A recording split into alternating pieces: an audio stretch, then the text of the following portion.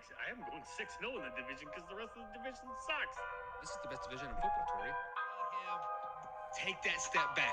We are seeing the true quarterback that he really is, which he is not a very good quarterback. Welcome to the Man Now, where we taking over. It's time to give you them facts. Won't miss a game or two, cause we here for you and we reporting all of them stats. We coming to you live to keep you updated. Broadcast across the country, we the fan favorites. Break the volume to the max and don't nobody touch it. We crossing topics off the list, addressing every subject. So if you ain't got a clue, then you can tune in and give it 24 hours and we back again. Breaking news, new scoops, we the top dogs. From the fields to the courts, we report it all. Buzzer beaters through your speakers, we the ones to call. Trust us for the news if it's got a ball. Giving you the top stories cause we love the turf. Tell a friend to tune in and where you heard it first. Yeah, you're listening to the Man Now. We taking over, it's time to give you them stats. Yeah, you listen to the Man Now. Miss a game or two cause we reporting all of them facts. Yeah, you listen to the Man Now. We taking over, it's time to give you them facts. Turn the speakers up a little loud. Miss a game or two cause we reporting all of them stats. Because you listen to the Man Hour. And what is up, Man Hour Nation? Michael Buckhouse here with the Man Hour. Head over to manhourradio.com and check out the merchandise page. Use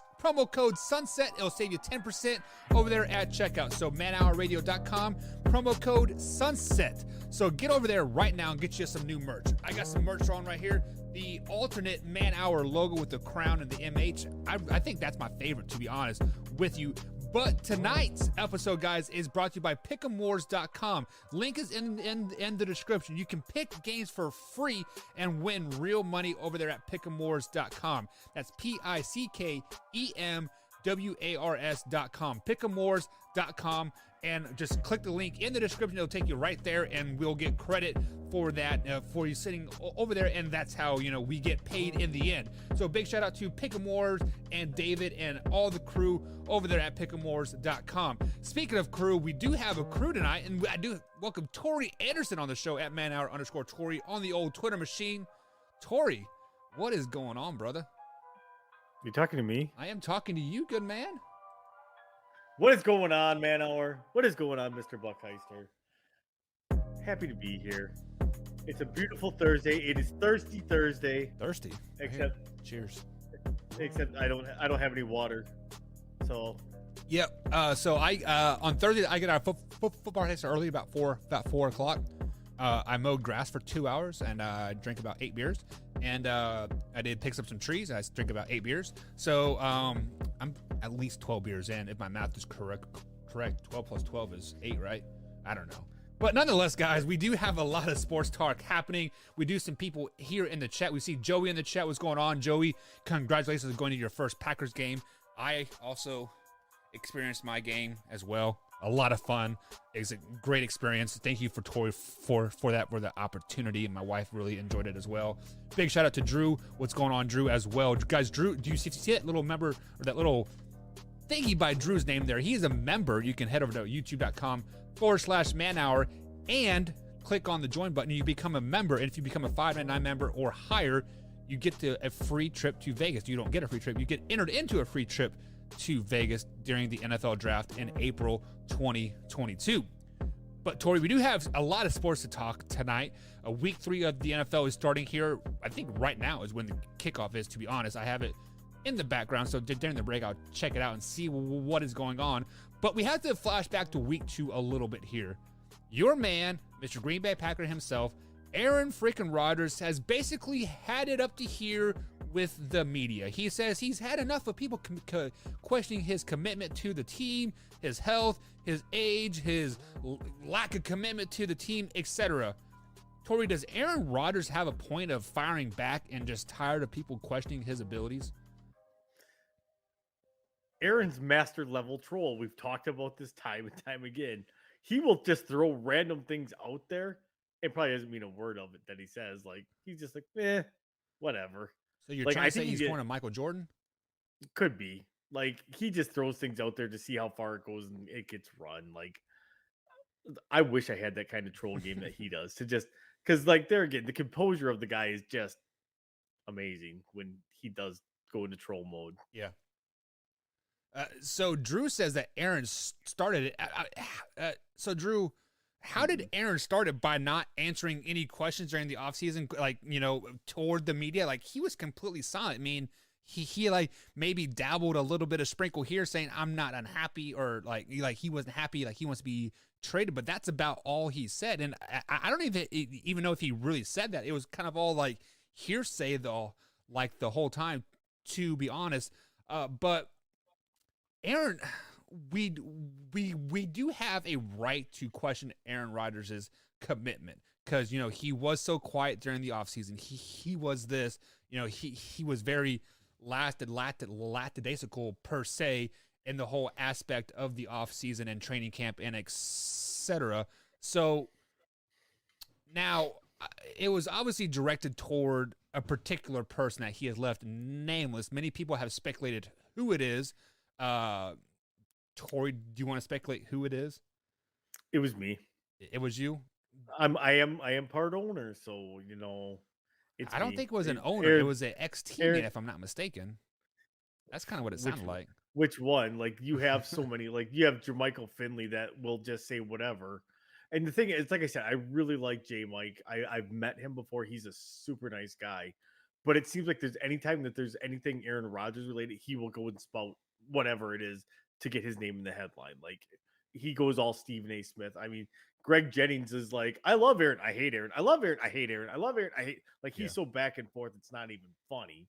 He'll be like, "Oh, I was just trying to report. I wasn't trying to start. I love Aaron." Like he waffles worse than Wyatt when it comes to Aaron. So I don't know.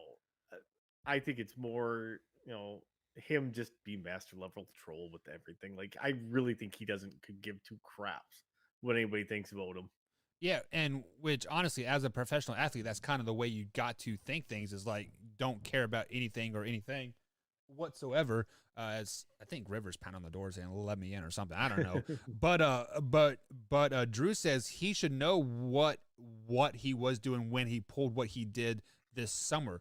So Drew, what exactly did Aaron Rodgers do quote wrong this summer? Right. He did absolutely nothing. He wasn't out in his driveway doing sit-ups with like the hundreds of media people there. He wasn't out there screaming, "I want $100 million." Like everything was behind closed doors. Like what did he do wrong? Tori, can you think of anything that he did wrong? Everybody, like people like that are clamoring because he didn't say anything. Yeah. It's his right to not say anything. And there again, if he feels it's an internal matter, it's an internal matter. He does not have to tell us what's going on. He's under no obligation to tell us what's going on. Right. All he did was post pictures on Instagram about his vacation. Like, and everybody, he didn't show up for off-season workouts. Yeah, it's the first time in his career. What did you do? He gave up $500,000 for that. $500,000 to him is like, $5 to us. Right. It's not going to hurt a lot. It's when you make $37.5 million a year. And that's just your contract. That's without your endorsement. Right. And he does have a lot of discount double check and like endorsements. I would love to see what that check looks like. It's probably more than what he makes in the regular season. Let's just be honest. Jameson says that Aaron Rodgers is just a big crybaby. How is he a crybaby? Because he is defending himself. Like, so first things first, I'm not a Packers fan. You can see the flag flying all you want, but I got the arrowhead on my head all the time. What happened to the cheese head? River has it on actually right now, running around the house. He thinks it's hilarious, and he's like cheese. But back to the top. How is he a crybaby? Like, are you saying he's a crybaby because he defended himself? So, Jameson, like, if I were to attack your manhood, saying that you aren't committed to your job, you aren't committed to waking up at 6:00 every morning to go to your work. Like, are you going to get pissed off and like fire back? Hell yeah. Like, I see that as Aaron Rodgers being a human, being a real person. Tori, what are your thoughts on that? People get mad because he says a lot without saying a ton. Mm-hmm. And people get mad at that because then he will leave it open. He leaves it open to interpretation. Right. And that's where he doesn't care. Interpret it whatever way you want. That's where I call him the master level troll when it comes to that stuff, because he does not care. He will leave it open-ended. He will leave you guessing and give you just enough to where you're like, well, what does that mean? What do you mean when he said that? What do you mean? Yeah. You need to tell us. And then he won't say anything for the next 6 months. Yeah. So really, what you're saying is you are upset, Jameson, because Aaron Rodgers defended himself. He defended his manhood. He defended his ego. Is that kind of what I'm getting out of that? And and Drew, you said Aaron started it.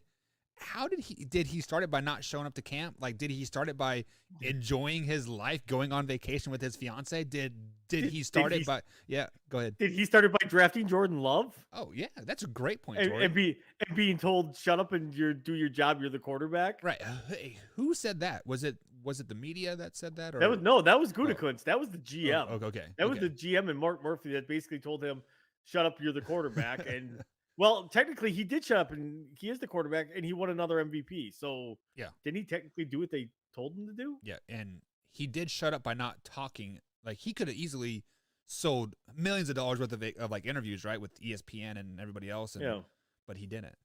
So, but anyways, back to the football side of things now. Packers, after the win on Monday night over the Detroit Lions, scored 21 points in the second half unanswered. The Packers are now 52% chance to win the NFC North. Tori, are they going to win the NFC North? Yeah, who else is going to win it? The Lions? No, they're not. Come on now. They have a 6% chance of winning the NFC, going to the Super Bowl. Are they the best team in the NFC? No, not right now. God, no. Have you seen Arizona play? Have you seen the Bucks play? Have you seen the Rams play? Have you seen the Cowboys right. play? Yeah. They're good. Well, I wouldn't put the Cowboys above them. But the thing is, it's a really good Cowboys. It's a good test for them against San Francisco this weekend. Like, that is going to be a great game. And I'm really looking forward to it. And I am actually probably going to take the Niners in that game. Yeah, we will be breaking down that game here, hour number 2 on the Man Hour. So don't get too carried away. But the Packers do not travel well to San Francisco for whatever reason. I don't know if they cross that East Coast well, you guys are in Central. Like, if they cross we're that Central, like we're in American time. Yeah, not that European time zone you guys are in. If they cross that Mountain Time zone and they forget how to play ball, like, I don't know.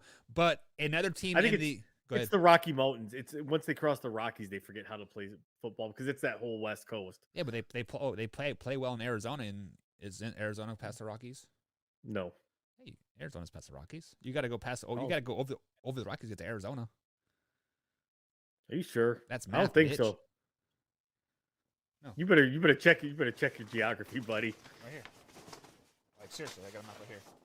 So yeah, New Mexico is right below Colorado, which the Grand Canyon is part of the Rocky Mountains, in which Grand Canyon is in Arizona. So you got to cross the Rocky Mountains to get to Arizona, Tori. Well, that's because it's all retired people and it's like Lambeau Field Southwest. Oh, there you go. Perfect.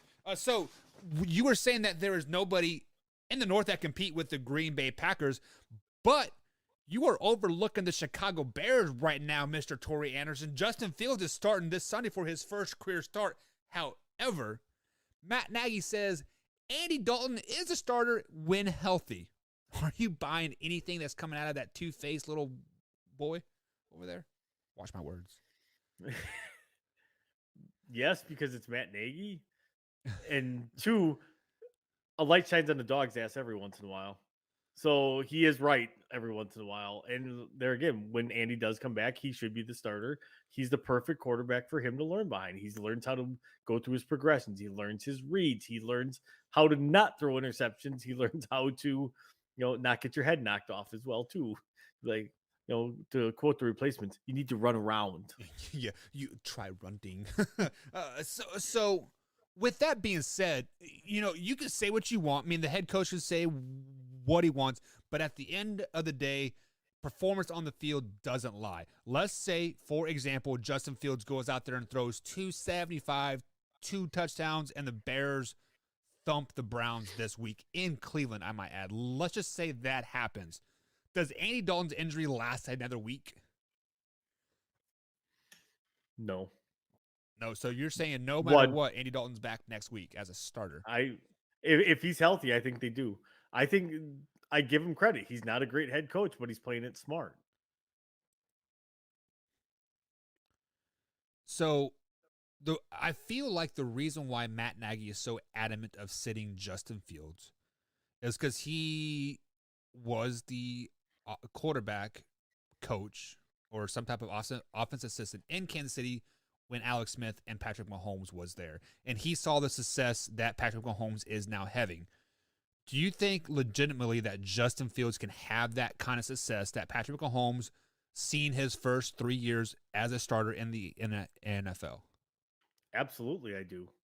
I really, really do. I think Justin Fields, if he goes through this and it all goes right for him, he is going to be a superstar in this league, which pains me to say as a Packer fan about any Bear, but he's a good quarterback. Um, big thing for him is getting up to that game speed. Yeah. He even though he said this game's kind of slow, well, it's kind of easy to say that when they're all playing at 25% speed, and it's like, it's preseason. I'm just trying not to get hurt. It's a whole different ball game now, as we saw last week when you go 6 of 13 and with an interception, and now the defenses are flying around and mixing up their looks on you instead of showing you a straight vanilla defense. But I think, absolutely, Justin Fields will be maybe not quite Patrick Mahomes, but he could be maybe like a lot like a Justin Herbert. Yeah, I mean, I totally agree of what you're saying, and to an extent, I see that some comments here in the like Wayne G for example, he says benching rookies is not a successful formula for 100% of the quarterbacks. Max should start right away. Fields shouldn't. Which that's exactly what we're saying is sit Justin Fields for a year. But on the flip side of that coin, guys, Matt Nagy is fighting for his job. If Matt Nagy goes 3-15, or is it 15? 3-14. 3-14. The odd and even numbers are kind of messing me up right now. Still to this day. So if they go 3-14, Matt Nagy's gone. Hell, if they're 3-9 going into week 14, I think he's fired then. So why would you fire a coach that late in the season at that point? Just to prove a point and build a culture for the next year? I don't know. Yeah, but any coach you're going to bring on, chances are, is going to be playing in the playoffs because you're probably going to be looking at somebody that's in the playoffs. Right. So that's why I don't get like those late season firings. Like, oh, they're getting a head start on the coaching. How the hell are you getting a head coach? Like, are you looking at college coaches maybe? If that's the case, yeah, I could see that then if you're looking at a college coach. Right. But is that college coach going to come in and finish out the season? No. Yeah, so Wayne G says in Chicago, neither core quarterback is better right now. Matt Nagy's faith is sealed already. Tori, do you think that Matt Nagy is gone at the end of the season no matter how well he does? He can win a Super Bowl, he's still gone? No. A Super Bowl is an automatic another 3 to 4 years as a coach. I mean, look at Doug Peterson. Right. No. He didn't do anything really after the year after they won the Super Bowl. They were average to terrible. Like every year just kept progressing worse and worse and worse, where they're like, oh, we hit our window. Guess we're terrible. Yes, we guess so we're terrible. Making the playoffs is going to buy you maybe a year, maybe two. And to quote Brandon, they were in the playoffs last year, so technically shouldn't that buy him a? Well, they were in the playoffs the last 2 years, right? And they still got rid of Mitchell Trubisky. Two of the last 3 years. Yeah, I mean, like, two of the last 3 they were. Yeah, but they still got rid of their starting quarterback. So, right. I don't know. It's a fickle thing when it comes to the NFL because, like, you got other coaches like Rex Ryan that made 4 straight AFC title games that just couldn't get over the hump. Right. Well, just like Wayne, Buddy Ryan, Jimmy Johnson was fired after back-to-back Super Bowl wins. So, absolutely. But that's Jerry because Jones' ego there. I was going to say that was Jerry Jones getting a little jealous of Jimmy, getting a little too big for his britches in his eyes, and saying, right. No, he's becoming too powerful. Let's get rid of him. I need some more light on me. Speaking of light on me, Antonio Brown has been placed on the COVID list for this weekend's game for when the Tampa Bay Buccaneers travel to Los Angeles. That was weird. Is that a ghost? That's Gunner, I think. But so How big a loss is Antonio Brown for the Bucks this week traveling to LA? None, none at all. You have Mike Evans.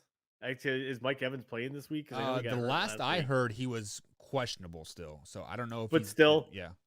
you still have Chris Godwin. You still have Rob Gronkowski.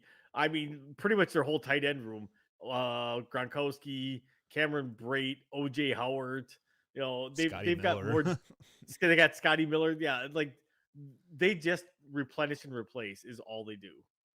And so I don't think AB, even if Mike Evans doesn't play, I don't think AB's that big of a loss for them.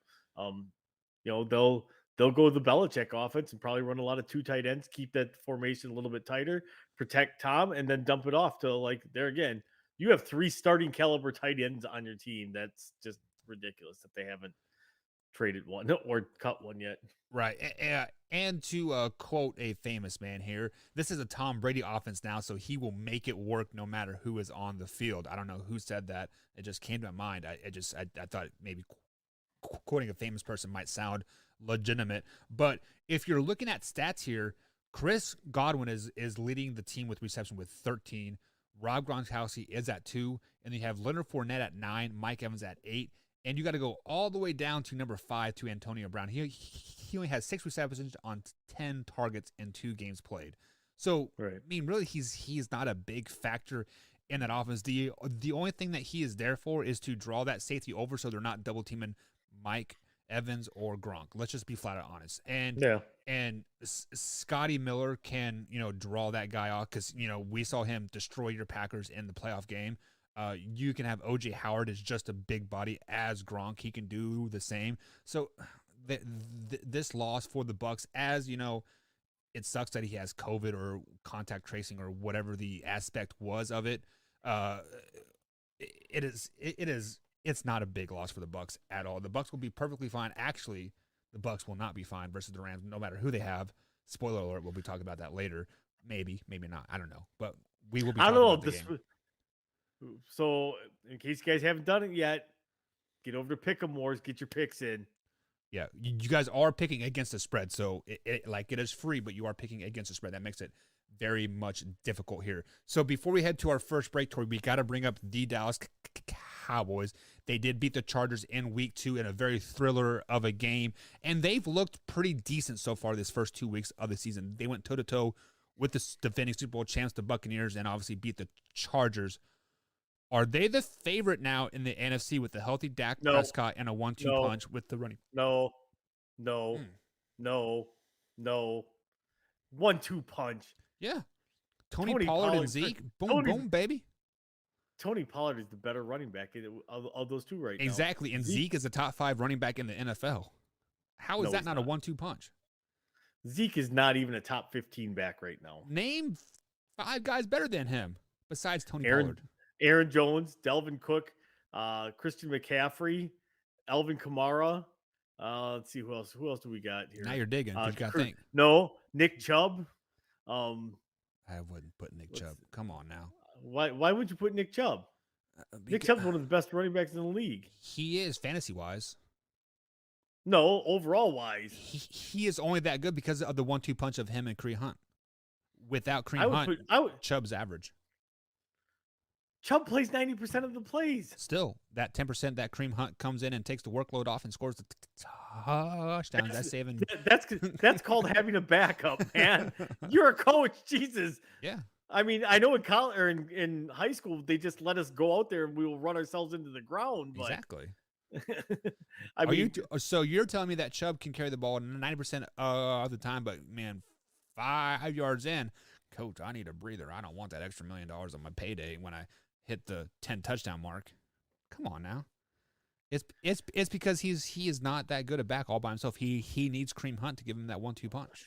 No, he doesn't. Kareem Hunt's the receiving back. That's all Kareem Hunt is. Exactly. Is the receiving it's back. The 1-2 punch. Except Zeke isn't doing either of those things right now.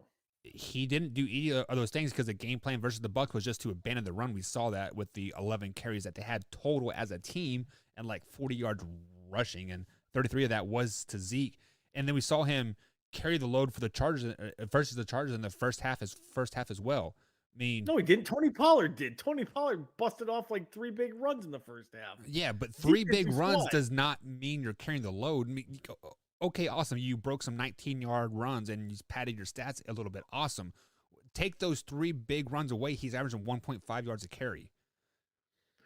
But there again, you're saying take that away. But we can't take that away because they happened. You are right. But if he doesn't rattle off those big runs, Take, he's only take averaging away take away my 17 million knee injuries and my 2 torn rotator cuffs, and I might have been an NFL quarterback. No, you may have been college quarterback at a Division III level. That's about it.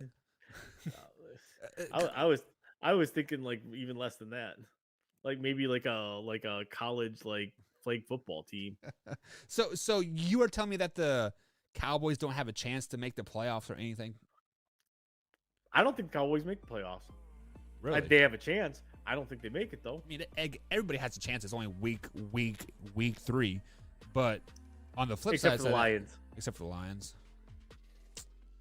Come on, Tori. All right, guys. Jaguars and the Texans. We are up against our first break here on the Man Hour.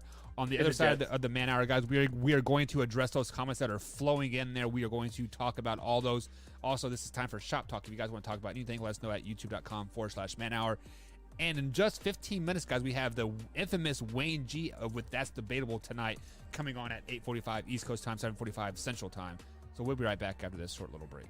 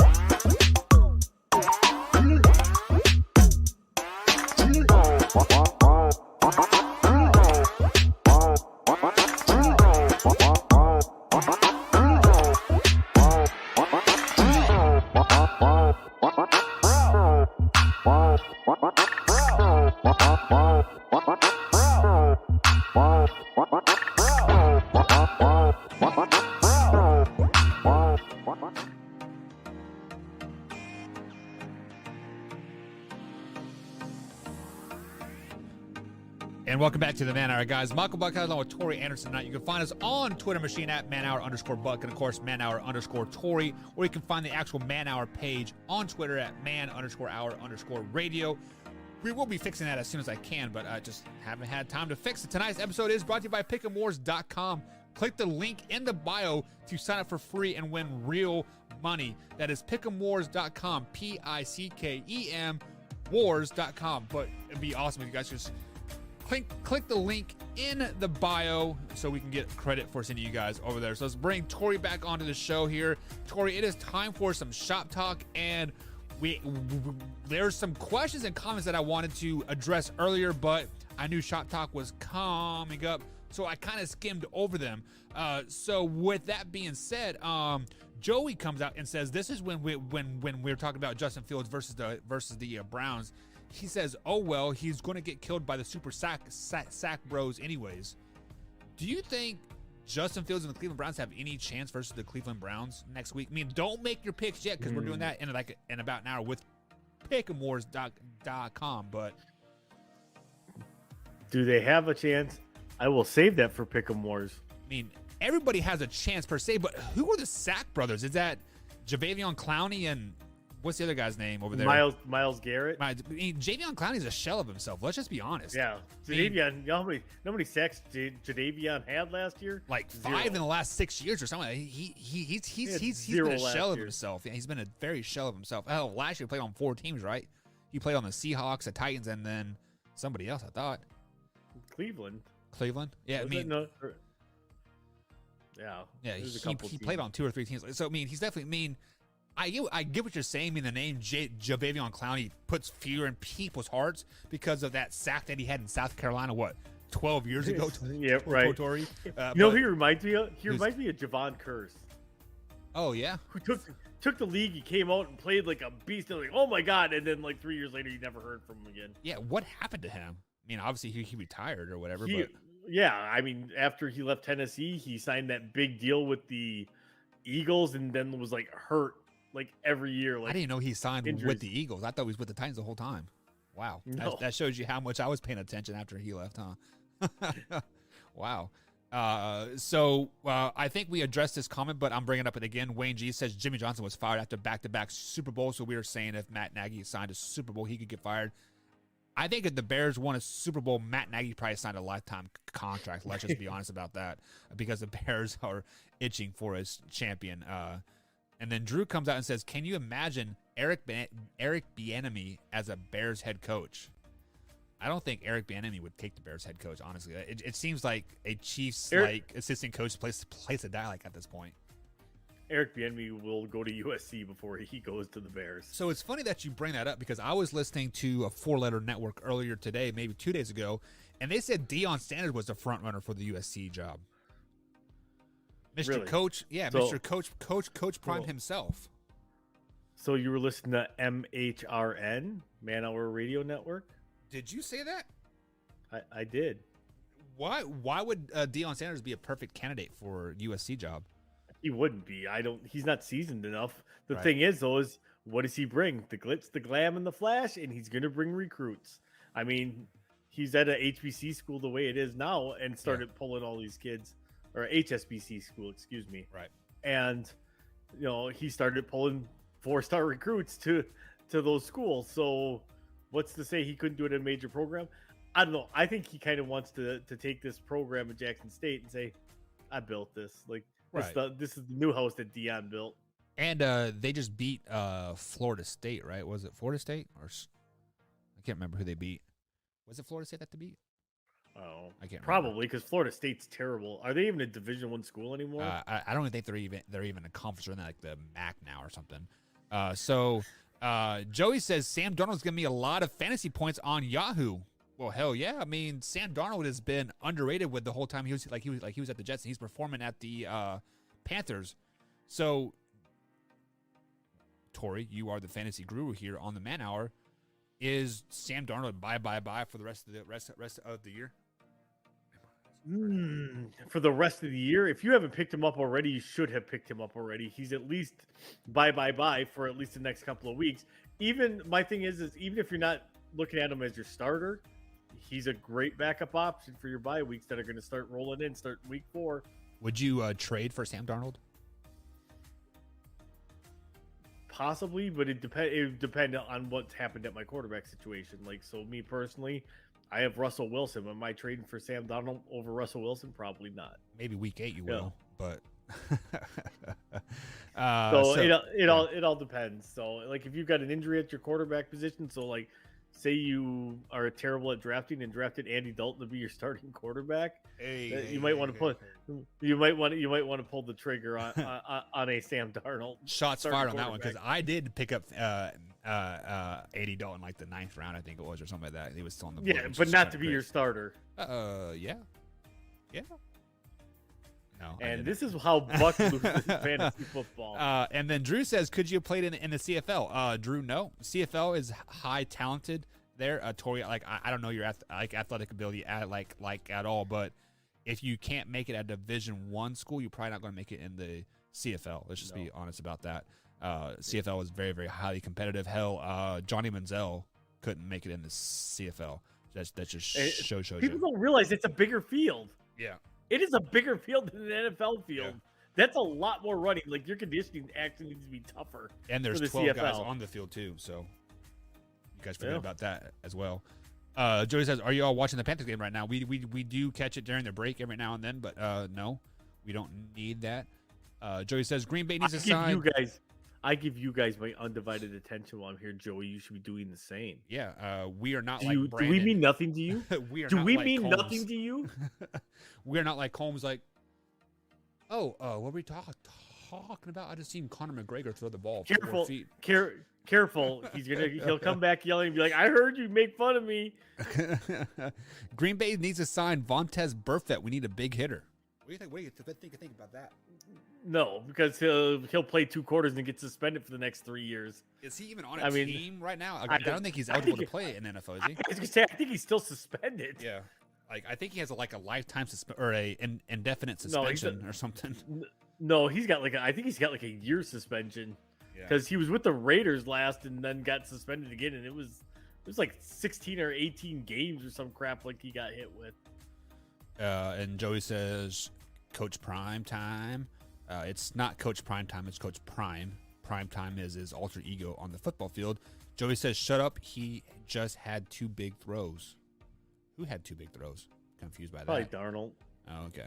I had the Chargers quarterback on Yahoo too. Herbert. I mean, Herbert's definitely a top tier quarterback, I think. What do you think on that?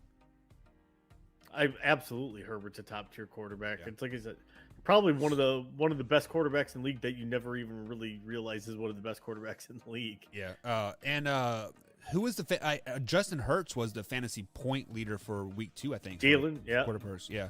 So Jalen Hurts is the top scoring fantasy player right now in all of football. Yeah, and the second place was like 15 points below him. It was crazy, like how big the disparity it is. Aaron Jones' week 2 game kind of caught him up a lot in fantasy point wise. Right, yeah, the 4 touchdowns performance definitely helped, helped out a lot. So if you guys got any questions here before we head to our next break, send them in quick. But otherwise, guys, we are going to head to break. We got to bring on Wayne G from Infinity Sports with That's Debatable tonight. Tonight's episode is brought to you by Pick'Emores.com. Link is in the description on all feeds here. So head to Pick'Emores.com. Click the link in the description. You can sign up for free to win real money over there. So, guys, we are going to take a quick little break. On the other side of the break, we're going to welcome Mr. Wayne G himself from Infinity Sports with That's Debatable. So stay tuned, sit back, relax, and grab yourself a drink. We'll be right back. Drink.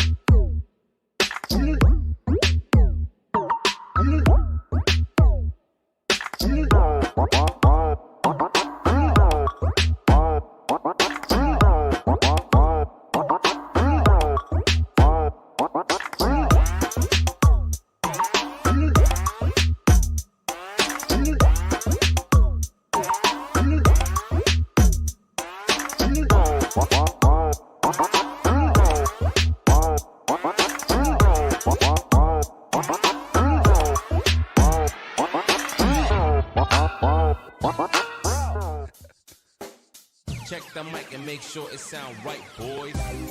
And welcome back to the Man Hour, guys. Michael Buckeyes with Tori Anderson tonight. You can find us on the old Twitter machine at manhour_Buck and manhour_Tori. And you can find the show on Twitter at man_hour_radio, obviously on the Twitter machine. Tonight's show is brought to you by pick'emwars.com. Link is in the description. Sign up for free to win real money at pick'emwars.com. You guys, it is really, really simple over there. You simply pick who is going to win the NFL games on Sunday, or you can do Saturday. You can do college games on Friday. You can do the UFC fights. Just pick who is going to win. Bada bing, bada boom. You win real money for free. It is that simple. And truth be told, Tori, they didn't even ask if I was 18. So Joey, you can sign up too if you wanted to. Just click the link in the description, win some money, and then you can super chat us that money like as well. That'd be fantastic. But let's welcome on a very special guest tonight, Mr. Wayne G from Infinity Sports. Wayne, what's going on tonight, man? What's up? Excited to be on, do the weekly segment. I'm actually really excited to hear what Tori thinks of the two country songs I sent him at some point when he's done building his house from IKEA. Yeah, I mean, IKEA is We'll great. talk about that story. Yeah, so Wayne, tell the people where they can find you, man. Absolutely. If you like what you hear on this show, you want to hear a little bit more of me, you can check out Infinity Sports. That's my show. It is on the Belly Up Sports Network, just like Man Hour. You can find it on iTunes, Spotify, all the places that you normally find your podcast. But you can find us on Twitter at SportsInfinity5. Reach out and give me a shout. Let me know what you want me to talk about or not talk about, and we'll do it up. Yeah, so guys, as you see here, his name there is on the bottom left of his screen. So Wayne, that's debatable. It's a very simple topic. You bring us 3 or 4 topics, and we see if that's debatable or not. So let's go ahead and get started, being bad guy. Oh, we don't want Tori. Tori, get out of there. Yeah, so here's the first one. Basically, I was scrolling through Facebook like I do to find out what kind of topics people are debating during the week. And somebody came out with a statement about Derrick Henry, and they said, the second best I've ever seen. Now, obviously, it doesn't necessarily mean the second best ever, but the second best this person's ever witnessed. Now, your show is very big on the eye test. So, who is the best running back you've ever seen, and why is it Bo Jackson? Ooh, that is a good question because, well, much like you, Wayne, I'm old, and we've seen some pretty good running backs. Like we were around. We've seen Walter Payton. We've seen Bo Jackson. We've seen Barry Sanders. Like I mean. If Brandon was here, he'd be like Neil Anderson. But oh god, Who was the fullback from the Chargers named Neil forever? Lorenzo Neal. Yeah, he was good. Let's be honest. Yeah, Brandon would actually say, and I've heard him say this, he'll deny it, but I've heard him say that Walter Payton couldn't carry Emmitt Smith's jockstrap. Ooh, I forgot about that. I forgot about Emmett, but still, like, I got to go Barry just because Bo didn't play long enough. Even though Bo overall, if he would have had a full career, probably has a better career than any running back. Injuries obviously cut that down, but Barry just did things on terrible teams that, he would get hit in the backfield and make big runs and stuff like that. So, how many times did you see him go with his little self, run into that pile, and all of a sudden, poof, there he goes, and he's 75 yards down the field. So for me personally, if we're going to use just eye test wise, I'm going to go with Barry. Yeah, and then on the flip side of that coin, of all those times you saw him break a yard or run for 75 yards, how many times you see him run backwards for 25 yards, right? I mean, it's kind of a give or take. So I came into watching football when it was Emmitt Smith and Barry Sanders, and I think Marcus Allen was still in the very tail end of his career when he was playing with the Kansas City Chiefs. So the best that I have, like obviously I did not see Walter Payton play or Bo Jackson or but honestly, guys, I think the best running back that I ever seen play was Ricky Walters for the Philadelphia Eagles. I thought if you want to go off strictly eye test, like he had the body, he was consistently gaining 3 to 4 yards every time. Like I felt like he carried the ball, and I felt like like if he was maybe on a better team, he would have even had better numbers per se. So now, obviously, I'm not saying he is the best ever. Obviously that's Barry Sanders or Emmitt Smith, in my opinion, from seeing them play. But I like what Ricky Waters brought to the table, and he did have to pass the eye test for me. Yeah, I like it. That's an unorthodox choice, and I do like that. Obviously, I'm a Bo Jackson guy. He's my all-time favorite athlete in 2 sports. Yeah. And basically, when I tell people about Bo Jackson versus Barry Sanders, like Tori said, he didn't play long enough, but that's why I go with just the best I've ever seen. Barry Sanders was great, amazing lateral movement, but Bo didn't need that because I think people forget he's the fastest player in the history of the NFL, and he could also run over defensive linemen. I was going to say, he would just push him right down. Like, that's why I was like, oh, did you see that stiff arm? I'm like, Bo was doing that to linemen, or just right. Like, get out of my way. Just getting, if Madden would have had its system today, his truck every year would have been 99. Oh, 100%. Isn't Derrick Henry's truck 99? Oh yeah, probably. And now Derrick Henry couldn't hold Bo Jackson's jock at all. Derrick Henry runs like a 4.7. Bo ran a 4.18 or 4.12. Really, I didn't know. I didn't know he was that fast. The only recollection that I have of Bo Jackson was when he played with the Kansas City Royals and he like caught that pop fly and then like ran like along the wall for like 3/4 of the field or something like that. That was absolutely just ridiculous. But yeah. He didn't run through. He ran up the wall and down it. No, he circled it. Like I know you're a Royals fan, and you probably remember this differently. But it was up one side and down the other. Yeah. It was just. I want to be perfectly clear. I did not see that live. I saw highlights of it. So I mean, they always play that game like every year when they play the George Brett Pine Tar game. Pine Tar incident. Yeah. Still one of the best meltdowns in baseball ever. Yeah. All right. What's next, Wayne? So the next one was somebody posted a meme. It had a picture of LeBron James standing next to Kevin Durant, and it said, "Nobody in history beats these guys in a 2-on-2 matchup." And I disagreed. I went with Kobe and Jordan, but I'm curious to see who you guys think could beat them, if anybody. Well, I'll go first on this one because basketball obviously isn't my forte by any means, but I think if you put a big man on there, like a true big man like Shaq, I don't think LeBron or KD could physically stop him. So if you have a facilitator at all, Jason Williams from the Sacramento Kings, who was the Suns point guard, Steve Nash, anybody that could dribble and maybe get KD or LeBron kind of like open and then get the ball to Shaq. Like, I think that's dominant there. So any facilitator plus Shaq, so Kobe first plus Shaq, Michael Jordan plus Shaq could definitely beat LeBron and KD any day of the week. See, I think because if you're trying to match them up, you don't want a true big man like that because you're going to be too slow for defense. I'm going to say I really like that Jordan Kobe one. I think that would be good. Bird Magic.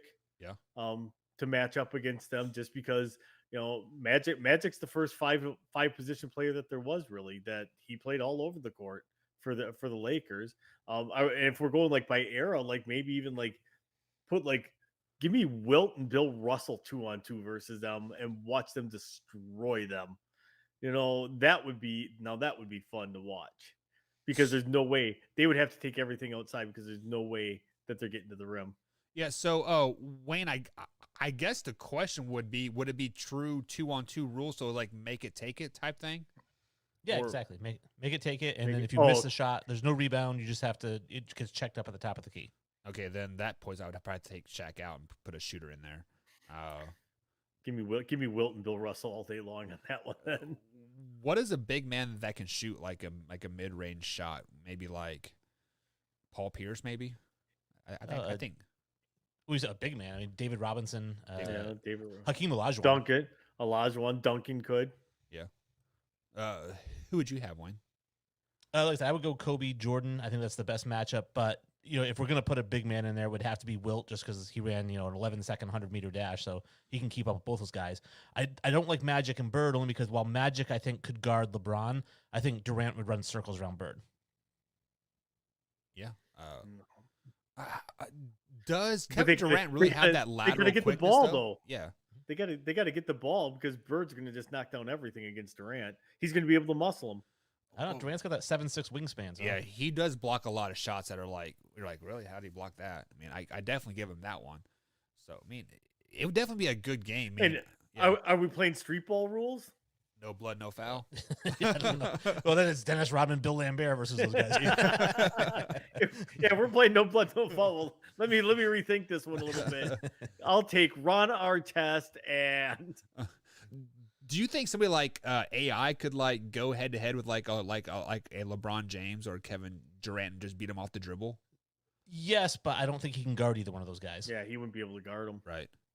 Okay. I mean, defense was never his forte, anyways. Well, he won a couple defensive player, or not defense player of the year, but defensive like team, right? You know what? don't He think never so. did. He actually led the league in steals like 4 times, but he was never an all defensive team. Really? I would not put that up there. That's crazy. Okay. Well, what's next, Wayne? All right, bringing it back to football. This one's going to be a fun one for you guys. This is really debatable because this is kind of a hot take. But the NFC West so far is 7-1 on the season. This weekend they're going 0-4. Oh, Tori, I'll give it to you first. Ooh. I would bet my life that does not happen. Because it can't. I would literally bet my life it wouldn't happen. I think that the Rams have a good chance to possibly knock off the defending champs. We'll talk about that a little bit later. Arizona, I think, is going to be playing with a chip on the shoulder after almost, should have lost that game last week because Minnesota had them dead to rights. And I think they play with a little bit of a chip on the shoulder. San Francisco plays my Packers. We'll talk about that later. And Minnesota, And Seattle. Minnesota, Seattle, and Minnesota's just not that good. Well, neither is Seattle. Yes, they are because I have Russell Wilson as my fantasy football quarterback. Seattle was good for the Colin. first 8 weeks of the season. They will be 6-2 and then go 2-6 or 2-9 the rest. And Or sneak 2 into and the 7 playoffs the and win rest the of the way Super out. Bowl. So, Wayne, you said they're going to go 0-4. Yep. Arizona plays Jacksonville. Mhm. Green Bay plays San Francisco. Who else do we got here? Tampa Bay The and the Rams. Rams play the Rams. Yeah, Rams Yeah. play the Buccaneers, and then Seattle plays Seattle and Minnesota. Yeah. You know what? 0-4 is a very good possibility, Wayne. Just because Arizona is traveling coast to coast. They play that 1:00 game. That's 10:00 time in Arizona. Tampa Bay is a very good team. Seattle doesn't play well on the road. It's like it seems like, and San Francisco does have Green Bay's number when they travel to Candles. Is it still? No, it's called Levi's Stadium now. isn't it? Levi Yeah, something like yeah, but Candlestick show us Park. your fly. I mean, 0-4 is a stretch, but if I was a bet man, it was like the odds were like 1-20 or whatever it is. Give me the 0-4 all day long. I like Jacksonville at home. I like the 49ers at home. I like Seattle, or like I said, I don't like them on the road. I don't like San Francisco at home. I don't like Seattle at like on the road. And who was the other team? Where are they playing again? Rams and the Bucks. Yeah, and obviously the Bucks are the best team in the NFL right now. Hands down. I definitely go 0-4 if I was a betting man. Give me 0-4 all day long. Yeah, that's what I think too. And the There last you go. one, Put your 14 parlay on it right there, folks. You heard it here first. Yeah, Lose your money. pickupwars.com. the last one, I always like to throw a pop culture one in there for you guys. This one actually kind of born out of a sad moment over the past week since I was on the show. Norm Macdonald passed away from cancer. 10-year battle. He's one of my all-time favorite comedians. Yeah. And a lot of people didn't like him. Very dry, very deadpan, but that's what made him so funny. And so I had a couple of clips here. I hope you guys don't mind. I played a couple. My two favorite, probably Norm Macdonald weekend update bits. Do it. This is the first one. This is a classic Norm Macdonald joke. The richest girl in the world, billionaire Athena Onassis, celebrated her 10th birthday this week.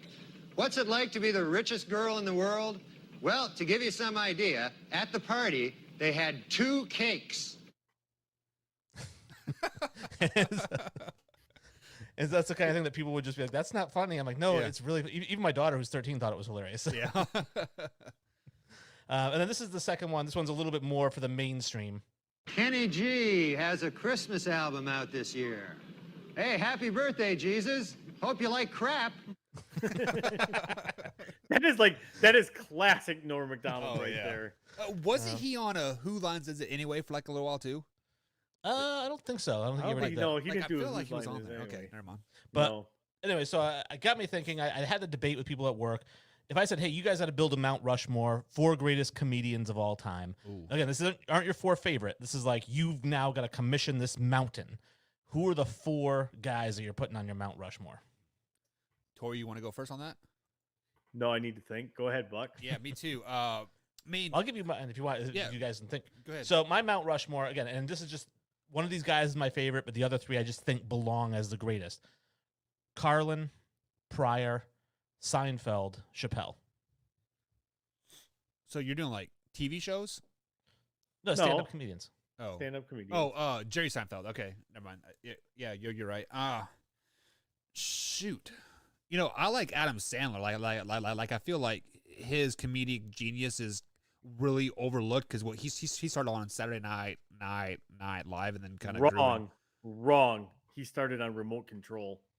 What is Remote Control? He started on the Cosby Show. He was I one of don't- Theo's friends. I mean, like I know what Oh, he Cosby was. Show, but what is Remote Control? Remote Control was a TV show on MTV that was hosted by Ken Oberman. And Wow, was that it, like in the 70s it or was- what? Like, it was in the 80s. okay, I wasn't born yet, so no. But I think you got to put Adam Sandler up there. Well, these are stand-ups. I mean, stand-up. Are you going to put him? I know he's done some stand-up, but See, I don't know that much on stand up because like I grew up in a generation where stand up wasn't on TV.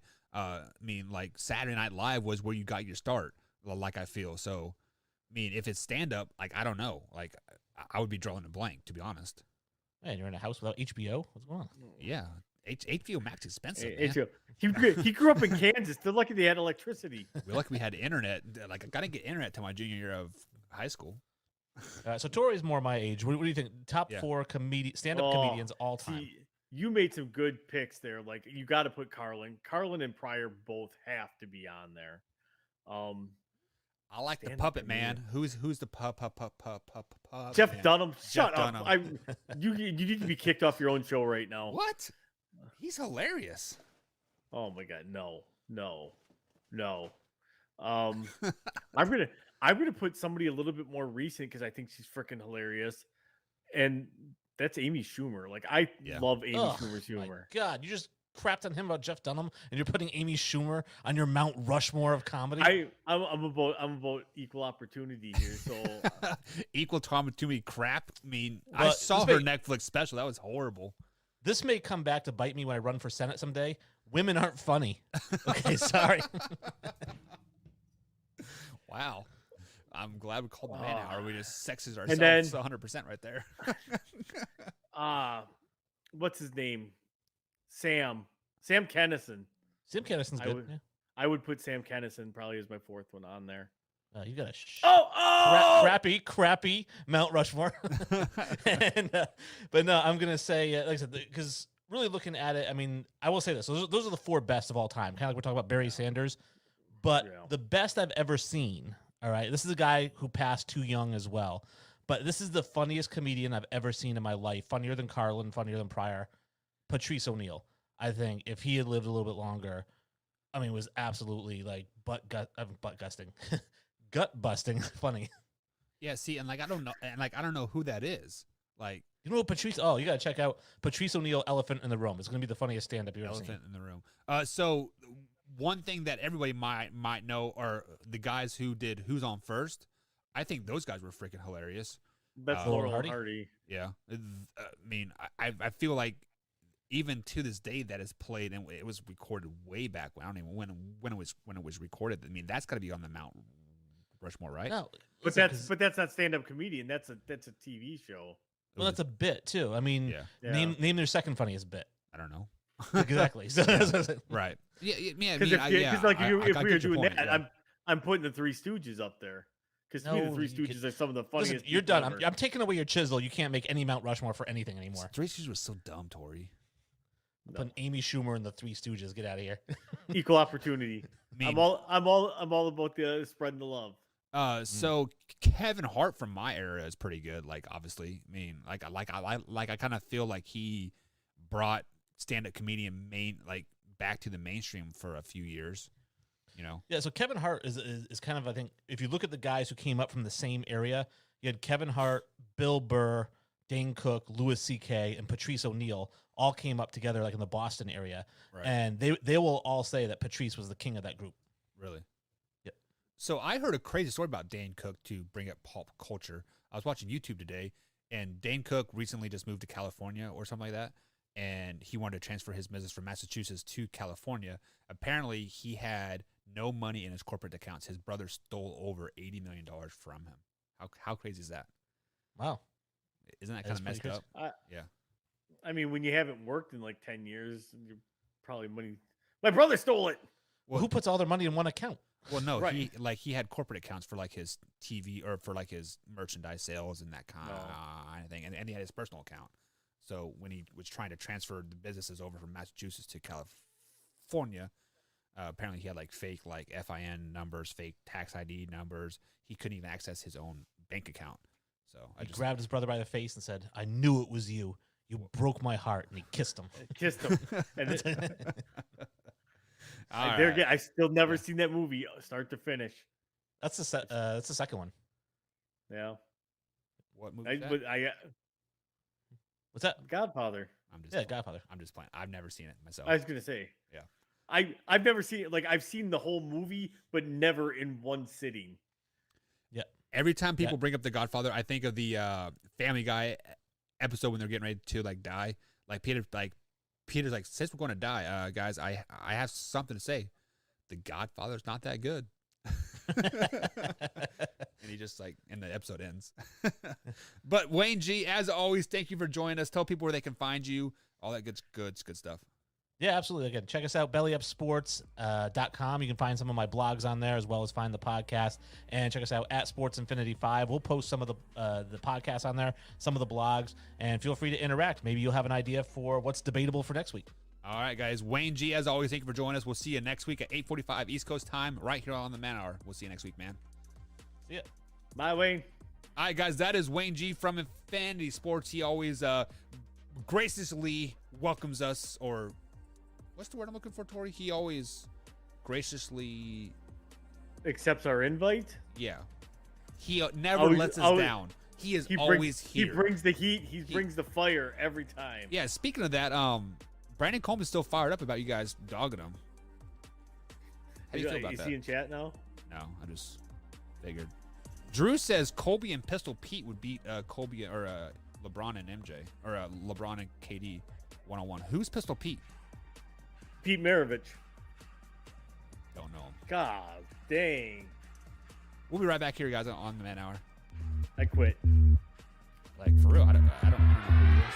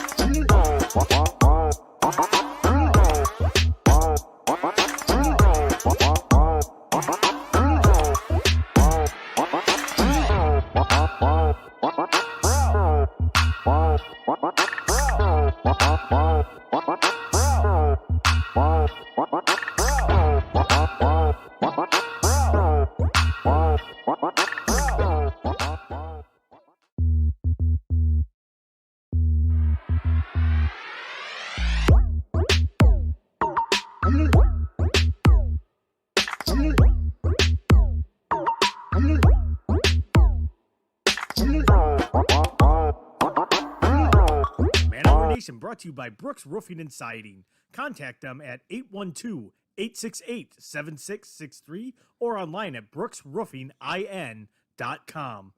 Brooks Roofing and Siding, protection you need when nature strikes.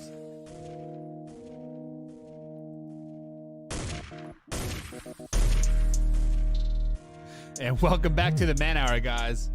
Michael Buckeyes along with Tori Anderson that I just went over to the chat here, and I saw Drew says you guys forgot one major comedian, Robin Williams.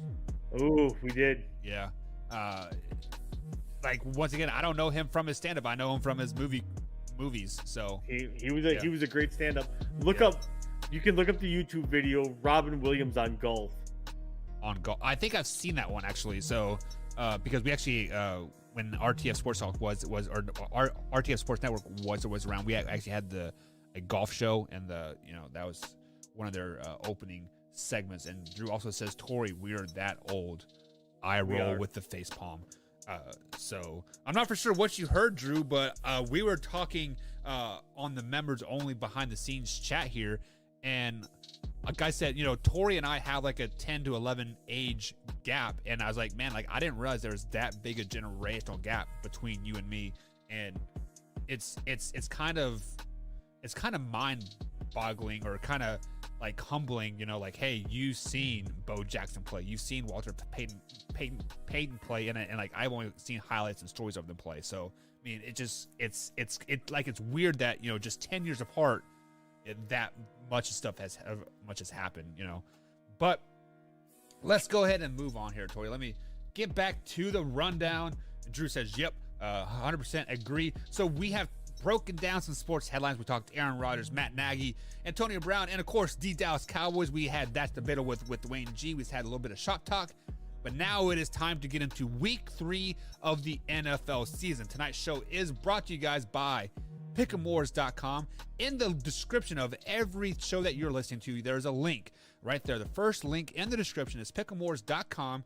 Click on that link, sign up for free, and you get to play for free and get a chance to win real money over there at pick'emwars.com. Last week I won $10. I mean, it's $10, but Tori, it was free $10. So I'm ahead 100% on that $10. So pretty excited. Hey, I got like 12th place, I think, on the on the college pick'em. So guys, just know that you are picking against the spread.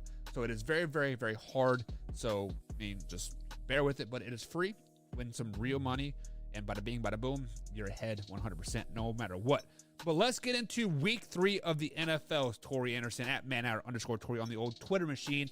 And before we pick our games, I got 3 games here that I really want to break down. You are going to tell me how each team can win and who is the X factor for said team as well. So one of the biggest games that I am going to be looking forward to this week are the LA Chargers traveling to Arrowhead Stadium to take on the Kansas City Chiefs. Tori, how can the LA Chargers win this game?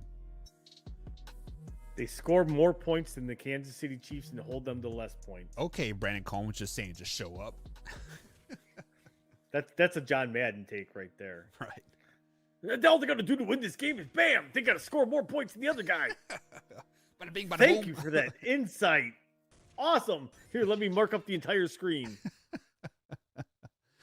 But So seriously. for them, they got to play better defense than they did last week. I mean, and they got to take care of the ball in the red zone. They had so many opportunities in the red zone and got what I think it was 3 touchdowns got called back because of penalties. Oh, it was Like, horrible. Yeah. They should have hammered the crap out of the Cowboys last week. There's no way that game should have been as close.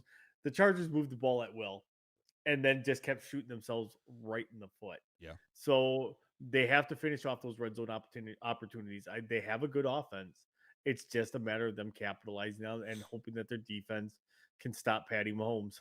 Yeah, so many people think when you play the Kansas City Chiefs, you have to go offense for offense, blow for blow, 55-54 game like, well, it was a Ram and Chiefs in like 2017 or 2018. You know, it's the highest scoring game on Monday Night Football game ever.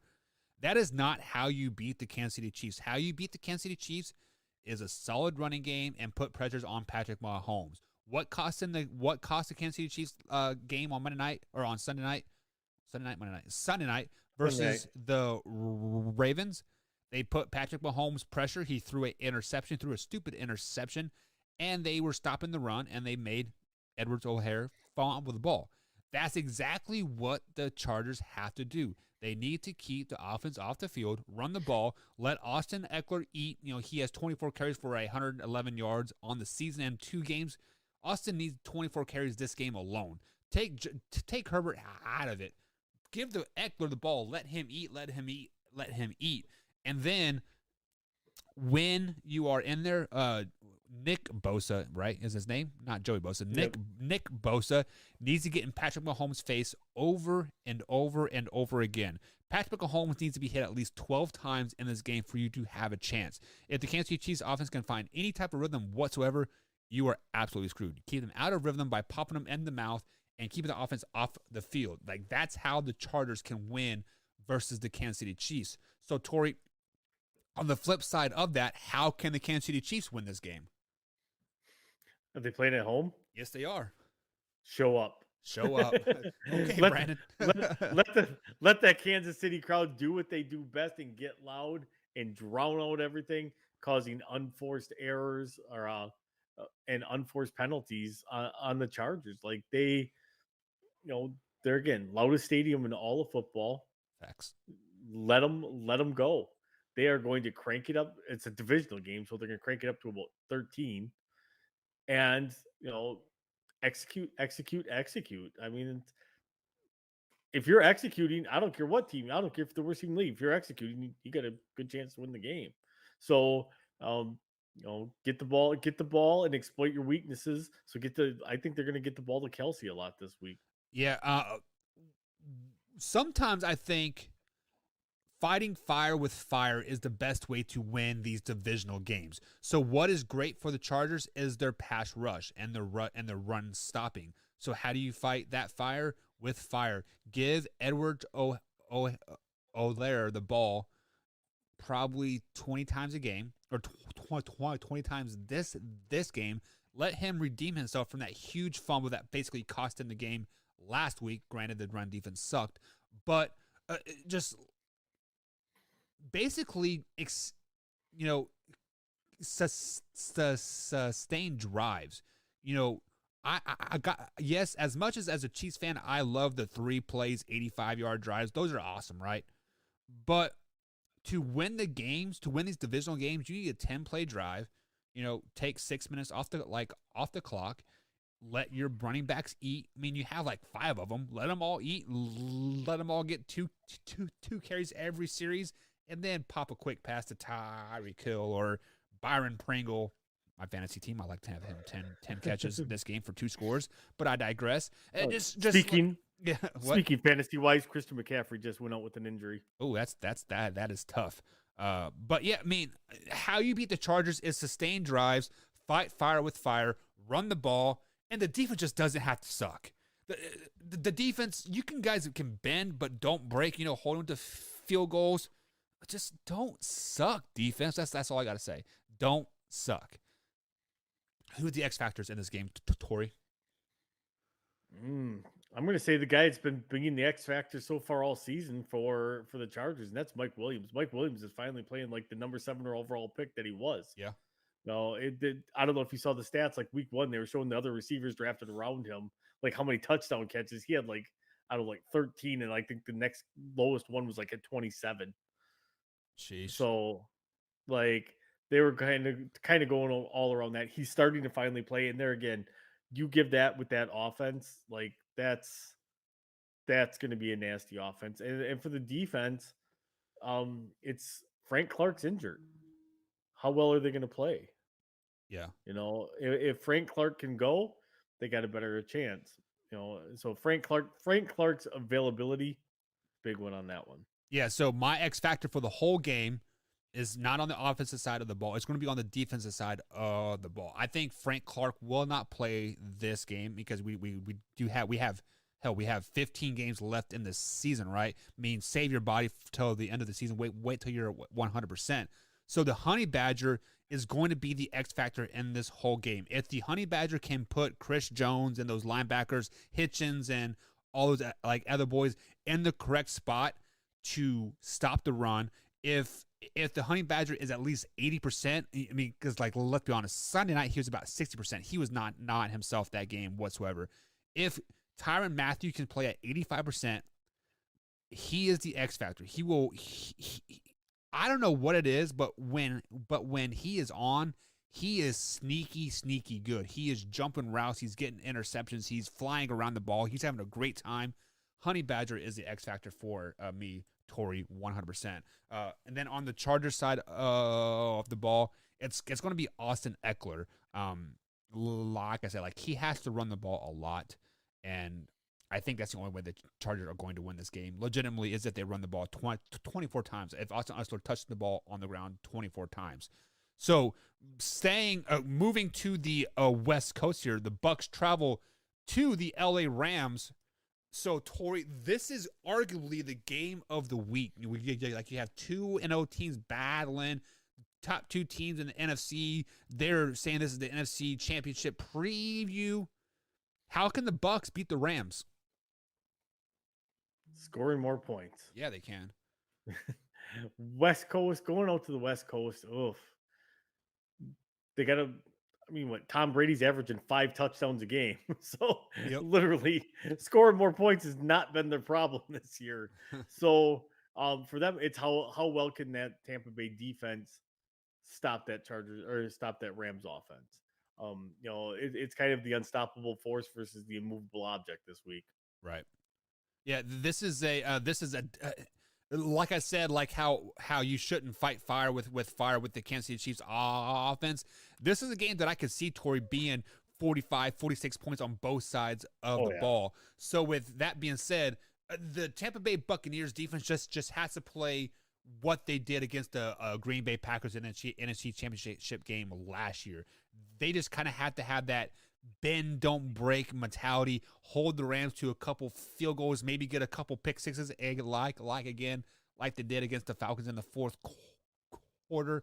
But I am curious to see what their cornerback position is, you know, because they're obviously working players out to fill the guy's name slip of mine, but he broke his elbow or dislocated his elbow. He is out for the rest of the season. So I'm curious to see how that defense can hold up. So how can the Bucs beat the Chargers?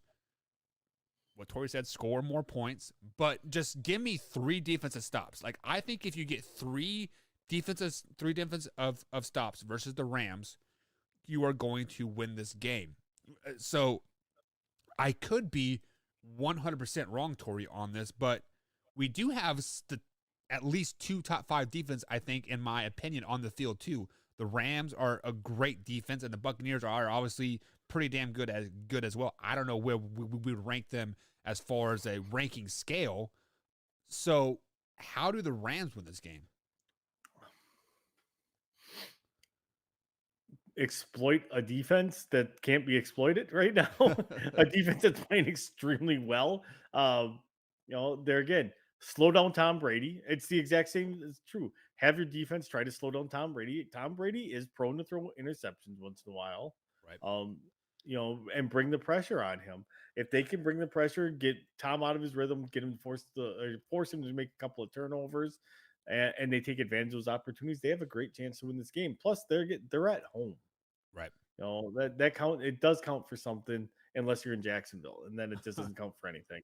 Or if you're a Raiders or Chargers, because they technically don't have like a home. I don't know. Their home fields are weird, but I mean, it's a destination for those guys. But I think the Cowboys laid out the blueprints this year of how to beat the Bucs, Tori, to be honest. And I think that is how the Rams can win this game, is totally exploit the run. Yes, they have Daryl Henderson and Sony Michel as their running backs. I don't have a lot of faith in either of those guys. Let's just be flat. Well, that's because Henderson's probably not going to play this week, and Sony Michel will be the featured back. Right. So do what the Cowboys did. Totally abandon the run. Exploit that new cornerback that the Buccaneers have. Yes, he has a week under his his belt. I get it. But exploit the new guy. Pass the ball 60, 70 times in this game. Let Matthew Stafford throw for 500 yards. I think that's the only way you're going to beat the Buccaneers. The Dallas Cowboys laid out the blueprint for how to beat the Buccaneers. They didn't execute because, it's still week one. Dak wasn't there yet. Cramps, you can say whatever you want. But if the Dallas Cowboys play that same exact scheme versus the Buccaneers in week 5 or week 6, I think the Cowboys win 9 out of 10 times. And I think that is how the Rams can beat the Buccaneers. Throw the ball all over the field, pick on that new cornerback, and that's how they're going to win. So give me an X factor. Sony Michel on the offensive side, because there again, no Darrell Henderson. You are looking at Sony Michel being your lead back. There again, you still have to have some semblance of a run in order for them to make them, respect your passing game. So you're still going to have to use him quite a bit. I don't know which way you're going to use him, but that's the biggest X factor for me is Sony Michel in this game. He could be the deciding factor how well he plays. Yeah, and then on the Rams side of the ball, we talked about this receiver a little bit. I believe it was Tuesday's show. Cooper Kupp, like how he is quietly be having a great season, and I think Cooper Kupp is the X factor because I think he will have that backup cornerback on him most of the game. So Cooper Kupp should be getting 20 targets easily in this game with 12 to 15 catches. So I'm no fantasy guru like Tori, but I would be starting Cooper Kupp in this game 100%. Now on the Bucs side of the ball, I think the X factor is going to be playoff Leonard Fournette. Can Leonard Fournette play like he did in the playoffs? Because I think that will be a deciding factor to like how the Bucs can when he breaks off a few big runs, does that quick passing game, kind of slow the game down a tad bit, and ultimately I think Leonard Fournette will be the X factor for the Bucs. What about the Bucs for you? For me, it's Scotty Miller, because if you're going to be down Mike Evans, if you're going to be down, Antonio Brown, Scotty Miller's the next man up. And it's going to be on him to kind of take a little bit of heat off of Chris Godwin and, obviously Gronk and OJ Howard and Cameron Brate as well. So, but how he plays opposite of him is going to go a long way in deciding this game. There's games that you are glad your players missed because it's maybe a meaningless game. However, this could be a game that at the end of the year would be like, oh, remember when? And it's deciding the number 1 seed. Yeah.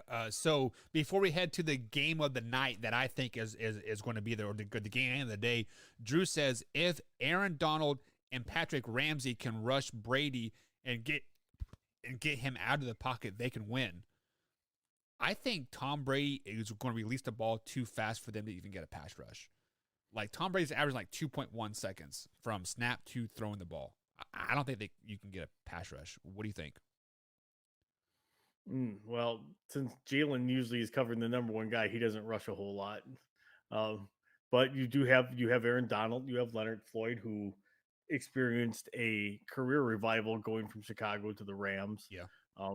If they can get pressure, that's anybody. That's any good quarterback throughout the history of quarterbacks. Is if you get pressure on them and knock them around, it's any of them. Right. If you can get to them and knock them around, they're going to lose confidence. They're going to, get rid of the ball a little bit quicker. They might flinch a little bit quicker, all that good stuff. So it's an old adage, but it holds true. Here's the problem though, Drew. If you look at Tom Brady wrong, you're getting a 15-yard roughing the passing penalty. You get 2 of those, you're ejected from the game, right? So I think that alone limits a lot of the pass rush too. And then Drew also says Kupp is awesome. Yeah, I do agree. I think Kupp is going to have a great game. He also says Kupp is the Rams version of Tyreek Hill.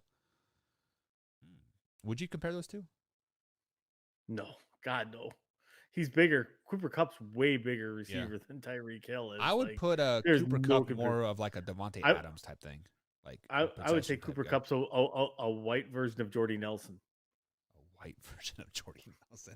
That a kid. I love it. So let's talk about the game of the night here. The Sunday night matchup, the Green Bay Packers travel to San Francisco to Levi Strauss Stadium now to take on the 49ers. How can the Packers win this game, Tori? By getting on a plane and going home and hoping the game gets canceled. Yeah, COVID game. I do not give my Green Bay Packers a lot of hope in this game. We played terrible out there. For whatever reason, the San Francisco 49ers have our number. We had their number through much of the 90s and into the early 2000s, and that mantra has flipped. So, if Aaron comes out and has another 5-touchdown night and our defense doesn't look like complete crap like it has the first 2 weeks, then we have a chance. Which rumor has it that the defensive coordinator is already in hot water in Green Bay. Sheesh. So correct me if I'm wrong.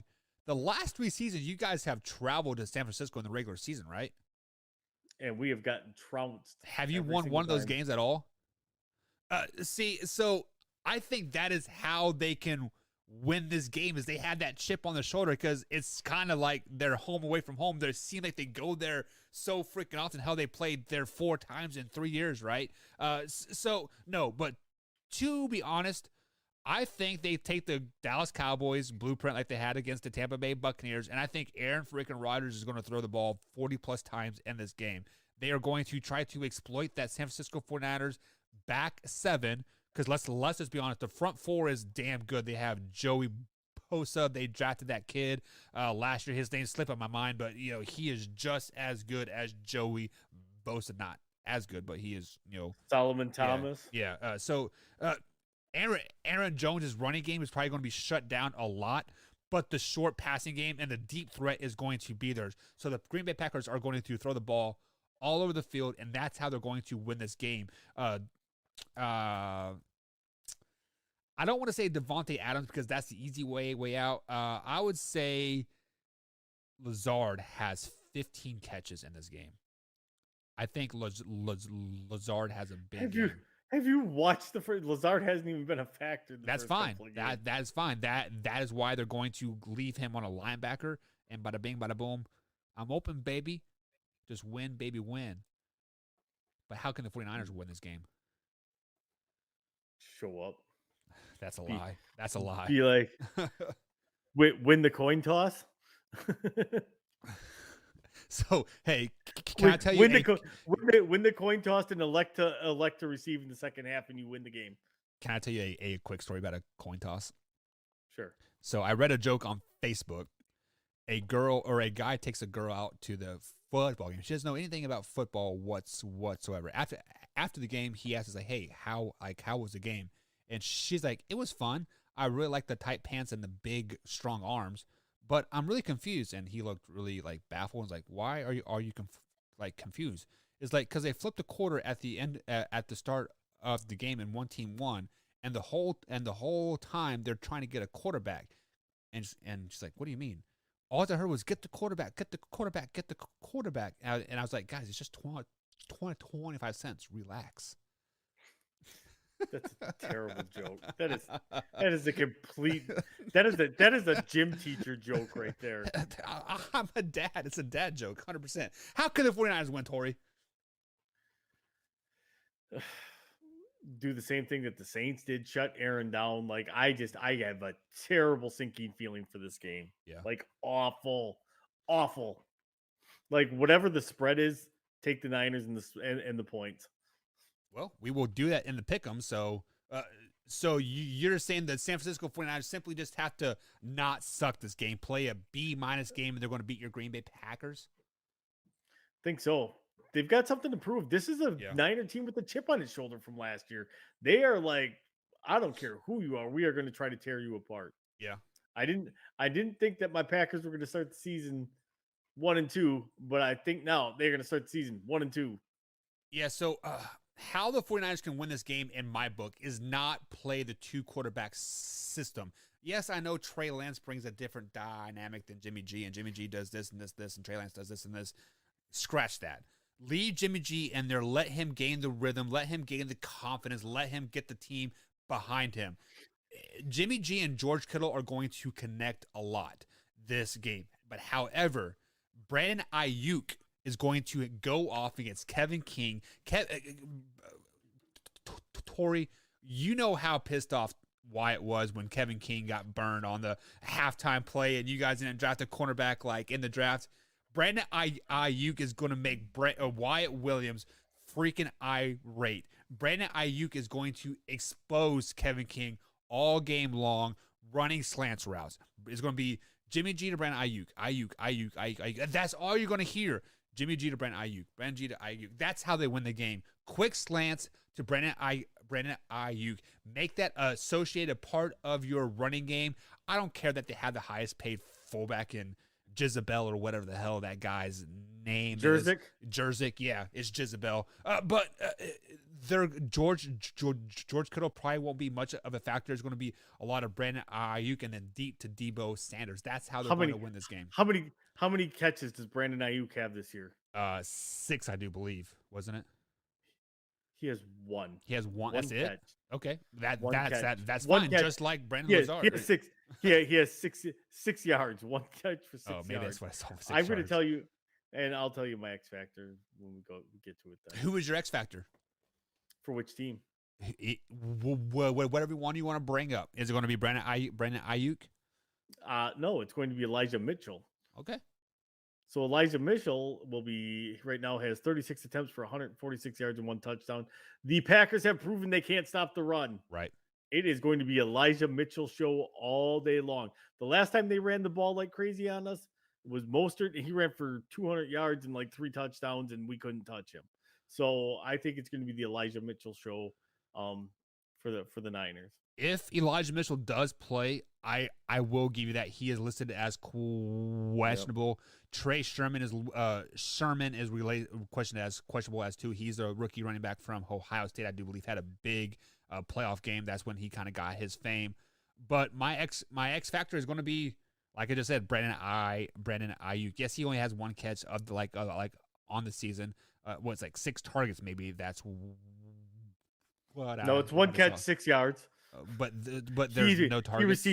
He received 0 targets in week 1.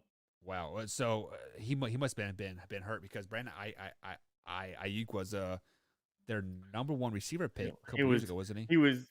Brandon, I don't know where he is now. Yeah, but I think he is going to have a big game. He is, everybody's bound to have a breakout game, and the X factor for me on the Green Bay Packers sides is going to be Davante Adams. I think Davante Adams has a big game. How is that a breakout? Because he's the best receiver in the league. Yeah, he is the best receiver in the league, but stats wise, 2020 you had him at number 6 or 7, right? The last time we 6. did, yeah, number 6 receiver, which but, is still. But I think he is the X factor in the game. Like he has to have a big game for everybody else to succeed. See, I'm going across the field on him and taking MVS. MVS right now has 3 catches on 12 targets on the season. He needs to get it going in order for this offense to really start getting in rhythm. I mean, Lazard was the number 2 last year. Lazard got bumped down. MVS is at number 2. He needs to start playing like it. Does one of your tight ends need to step up too, like Tunyon or Who? Tunyon? You mean the tight end that led the league in touchdowns for tight ends last year? Yeah. Yeah, that's not really stepping up. He's always going to be there. Well, but like, has he a touchdown yet this year? I don't think, has he? Yeah, he did. He caught one last week. Okay. Jesus, Buck, you were at the game. I was at the game, but I was a little. I don't. What's that mean? I was What's that drunk. mean? Tori, I was drunk. I was fucked up. That's blasphemy. That's a sin. All right, guys. So He's watching you. we are going to take our quick little break. On the other side of the break, we are going to go to pick'emwars.com and pick our games for you guys. This is against the spread, so this is not for the wheel of death by any means, but it Yes, is. it is. Okay, it is. So I'm going to win because just win, baby, win. I maybe call me Al Davis, but we'll be right back, guys. Pick'emwars.com, linked in the description. Click on it. Give us some love. Just sign up. It's free. It's free. That's all you got to do. Just sign up. Just sign up, baby. We'll be right back.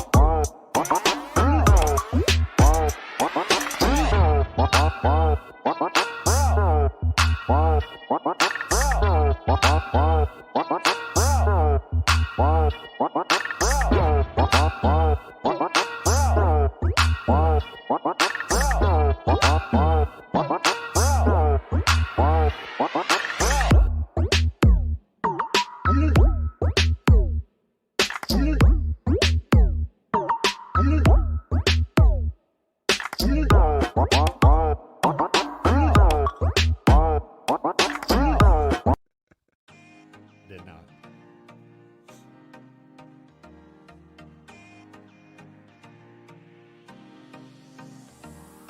And welcome back to the Man Hour, guys. Michael Buckheist along with Tori Anderson tonight. It is that time of night where it is time to go to pick'emwars.com and make our picks, Mr. Tori Anderson.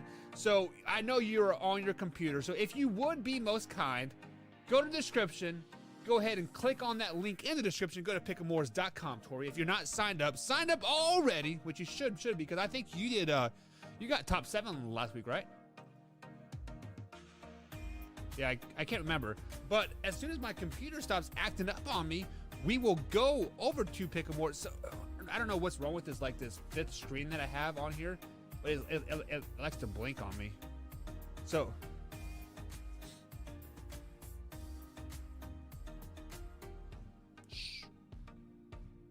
already has to know. But guys, I am over I am over at pick'emwars.com. I just signed up for free by clicking the link in the description.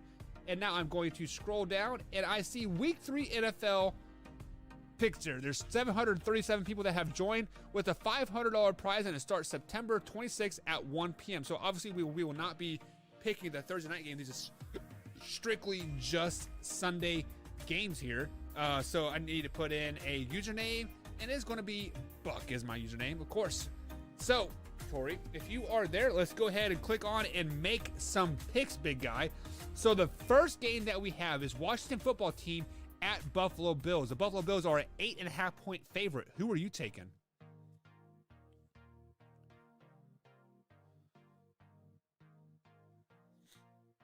Yeah.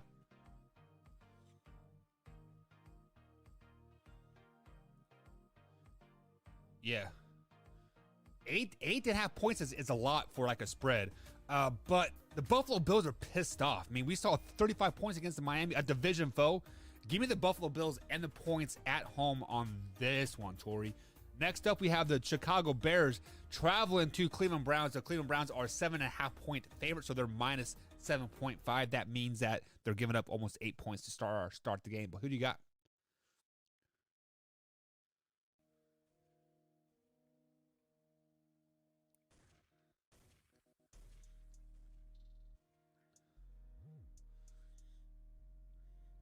Yeah, everything that you...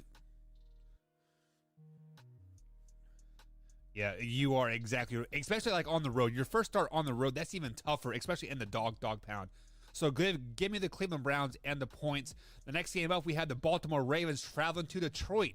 +9, meaning that the Detroit Lions are the underdogs, and they're given 9 points. Who do you got winning this one, Tori? Really?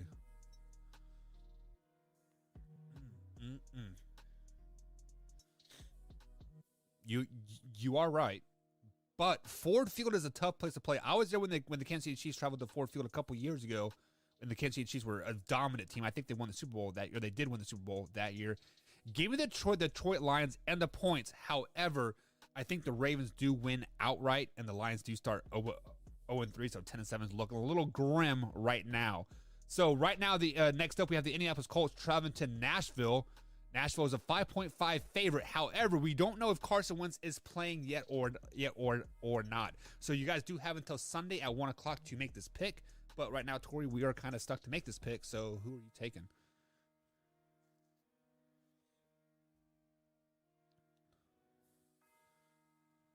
Yeah.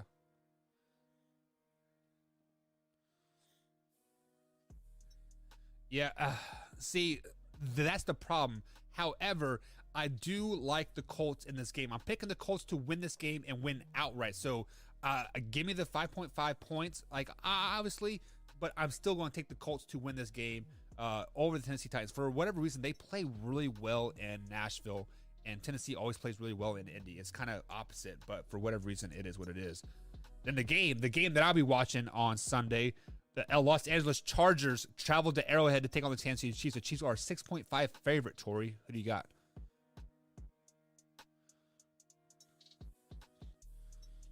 Yeah.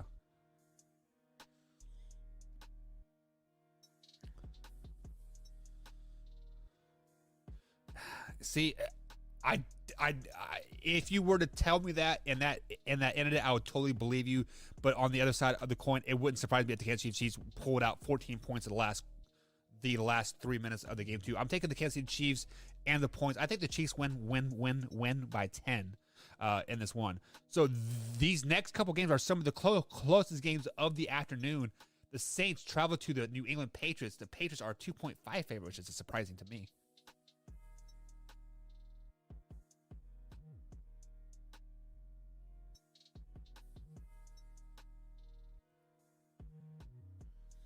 Yeah.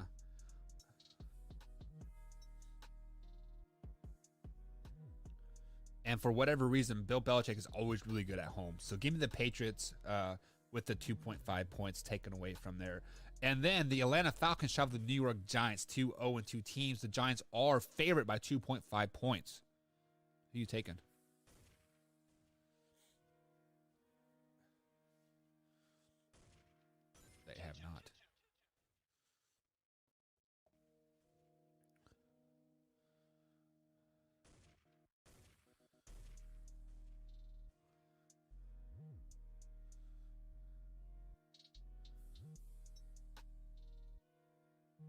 It's Atlanta. Everybody gets on track versus Atlanta. Everybody for the last quarter that gets on track versus Atlanta, right? But however, I think exactly what you said. I think the Giants might be the best 0-2 team out there. So with that being said, I'm taking the Giants in this one, and you can give Atlanta the points. You can give them up to 6 points for all I care. I think the Giants win by 10 this week. Then we are in the NFC North or the AFC North black and blue division here. The Bengals travel to Pittsburgh. Pittsburgh is a 4.5 favorite, but however, we don't know what Ben Roethlisberger's status is going into Sunday with that injured left pec. He doesn't know when he got it, but Tori, who are you taking? As of right now, I'm just assuming Big Ben's going to play. I'm taking the Steelers minus the points. I'm not confident in that pick. You could go either way on this one, and I'd be like, okay, I literally flipped a coin. Yeah, the AFC North is probably the best or the most highly contested division from top to bottom. I feel. Yes, the Bengals will probably go only 4 wins this season, but after watching them the first couple weeks, they got an overtime win versus the Vikings, and they lost to the Bears. I think Joe Burrows is starting to get his footing back. So I'm picking the Steelers to win this game, but I'm picking the Bengals to cover. So I'm basically picking the Pittsburgh Steelers to win by 4 points or less in this game. Arizona Cardinals travel to Jacksonville to take on the Jaguars. 7.5 plus 7.5 for the Jacksonville Jaguars. Who do you got? I mean, it could be minus 15 for the Cardinals, and I would still take it the way that offense is playing. That defense is going to eat up Trevor Lawrence at home. It's going to be Cardinals easy. I say the Cardinals by 17. Really? Yep. This is my upset special of the week, Tori. I'm taking the Jacksonville Jaguars outright. Throw out all the points you want. The Jacksonville Jaguars beat the Arizona Cardinals this week. Traveling from West Coast to East Coast, it is tough. 70% of the time the team traveling from West to East loses that game. I think the Jacksonville Jaguars upset them big time. I mean, not big time, but it's a big time upset. So give me the Jacksonville Jaguars in this game. So Sunday afternoon games are starting to kick off now. The New York Jets travel to Mile High to take on the Denver Broncos. Broncos are favored by 11, Tori. 11. Wow. Yeah, I actually took the Jets in this one. Give me those 11 points. That's a big spread in the NFL, and I don't care if you're terrible or not. That's still a big spread. So give me the Jets all day long, unless they think Zach Wilson's gonna, keep coming true to fruition on my prediction for him, and just maybe he'll be trashing out of the NFL after year one. So this is a problem that I have with this game, is that they're giving us plus 11, not a plus 11.5 or plus 10.5. It is plus 11. Can I get a push? Can I get a push on this game? Technically, you can. If they win by 11, it's a push.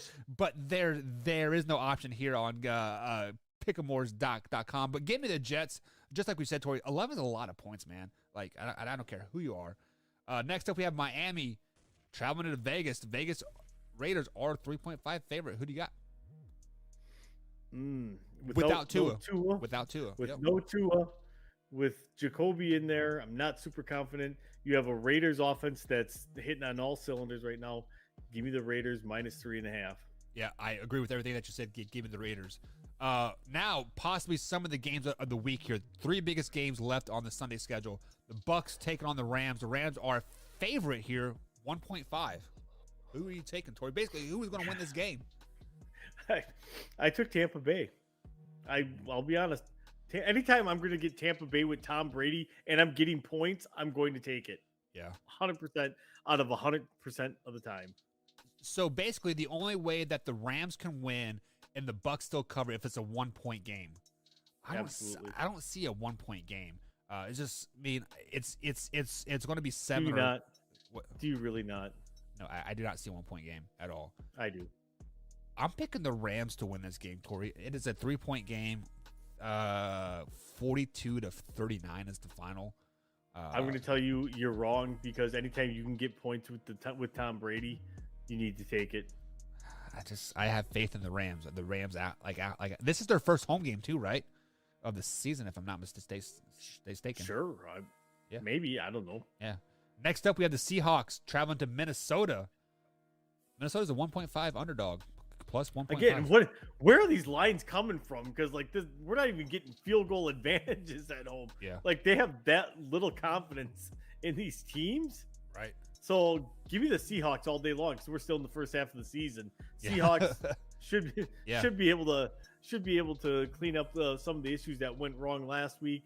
A lot of stupid penalties to give away that game last week and allow them to come back and win. So give me the Seahawks in a revenge game here. Many people are saying that the Vikings are a really, really good team. I still see an 0-2 team that let the Arizona Cardinals beat them, and they gave away a game to the Cincinnati Bengals as well. I think the Vikings are Atlanta Falcons 2.0. They give away the games in the fourth quarter. Give me the Seahawks. Now to the Sunday night game, Corey. Your Green Bay Packers travel to Levi Stadium, take on the San Francisco 49ers. The 49ers are a 3.5 favorite. Who are you taking? I did take Green Bay because I'm getting the points, and I do think that they'll play them a little bit better this time. I do think San Francisco wins this game, but I think it's by a field goal or less. And you know what? I'm taking the Green Bay Packers as well because I think the Green Bay Packers beat them outright. I think that the Packers have learned from their last 4 slackens that they've had, and they're going to stop the running game. They're going to make them pass, and Jimmy G and we know Kyle Shanahan does not stick to what is working. He gets complacent and gets bored. So that's why I'm picking the Packers. So guys, that is it for our Pick 'em Wars spread spec here. If you guys are following along, you have to go ahead and I have read and accepted the Pick 'em Wars user agreement and click on submit entry. No charge, free of charge. You get a chance to win real money up to $500 if you get first place. Man, Tori, that was easy, wasn't it? It was free. 100% It was easy. Man. I like free, and I like. There's a lot of words there. I like free, and I like the word money. Yeah. So, and then free money together, orgasmic in my mouth. Orgasmic Right. in my mouth. But Tori, we have reached the end of the week.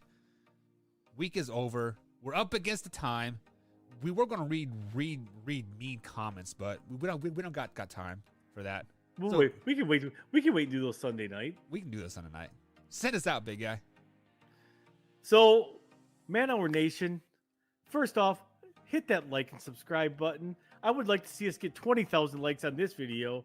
I mean, we're at 5, so we're almost there. If you share it with like 3 people, we are there. So, actually, Man Hour Nation, it's been a pleasure. It's been a great week. Man Hour Nation, rise up. Upbeat music to end show.